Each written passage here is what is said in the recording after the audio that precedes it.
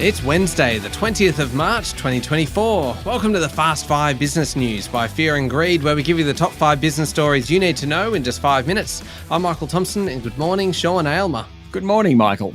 Sean, it's been a massive 24 hours for business news, so we better get cracking. Story number 1, the Reserve Bank yesterday left interest rates on hold for the third consecutive meeting, meaning the cash rate remains at a 12-year high, and it's warned that it's going to be some time yet before inflation is sustainably back in that target range of kind of 2 to 3%.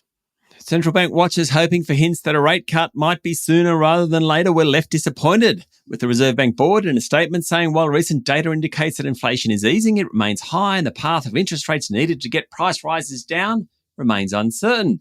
So the board isn't ruling anything in or anything out.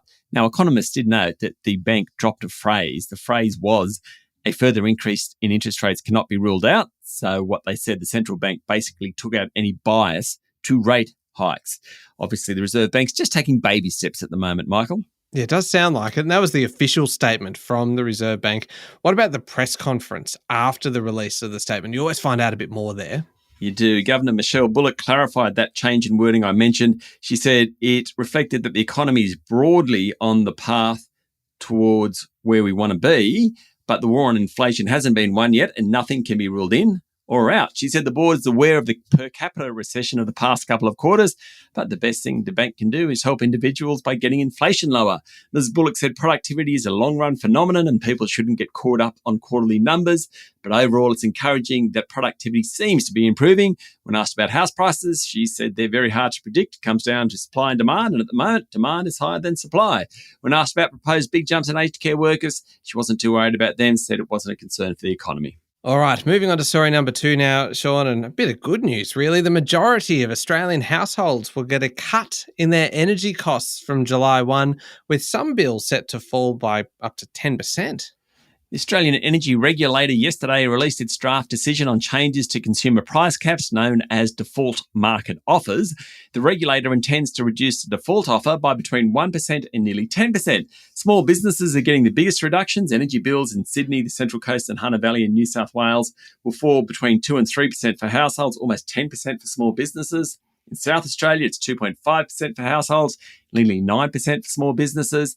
In southeast Queensland, some prices will actually rise. In Victoria, the state's Essential Services Commission determines its own default offer. It's proposing 6 to 7% reductions for households and small businesses. Good news, finally. Yes, indeed. Story number 3, employees of AGL risk having their bonuses cut and performance reviews marked down if they fail to come into the office at least 3 days each week. The policy, which puts the company in line with its rival Origin Energy and financial service firms including ANZ and Suncorp, comes as the Fair Work Commission investigates whether it should give the more than 2 million Australians covered by the industry awards the right to request working from home arrangements. Now, AGL, according to the Financial Review, has required office-based staff to attend the office at least 3 days a week since December 2022. But the company only linked compliance with this rule to performance reviews this January. Mandates requiring staff to attend the office at least a few days a week are becoming increasingly common, with 3 days a week emerging as the most popular minimum requirement. But the practice of linking office attendance to bonuses doesn't appear to have been widely adopted yet. Story number 4, this is quite incredible, Sean. Nvidia has unveiled new microchips that are multiple times faster at handling models that underpin AI. Yes, beyond my intellectual capacity, but we'll tell you as much as I can here. So Nvidia, which is already Wall Street's third largest company, hopes that the new chips will extend the group's dominance of artificial intelligence computing.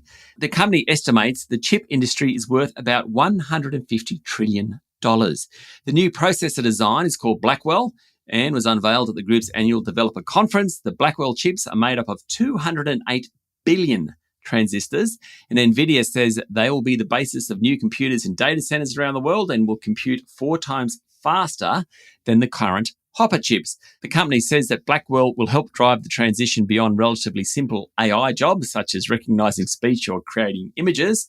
It might mean generating a 3-dimensional video by simply speaking to a computer, for example, and they'd be relying on models that have as many as 1 trillion parameters. This is according to a report on Bloomberg. Mind-blowing, really. Absolutely, Sean. Last one, story number 5. This is not good news. Intermittent fasting, a popular strategy to lose weight by limiting food intake to certain times, is linked to a 91% increase in risk of death from heart disease, according to a new study. An abstract of the American Heart Association peer-reviewed study was released, and scientists are pretty much waiting for the full work. But data from about 20,000 adults was examined. About half the patients were men. The mean age was 58 years. The fasting patients were more likely to be younger men with a higher BMI and food insecurity, according to a report on Bloomberg. They also had a lower prevalence of hypertension, diabetes, and cardiovascular disease based on self-reports. But this linking to death from heart disease is incredibly concerning.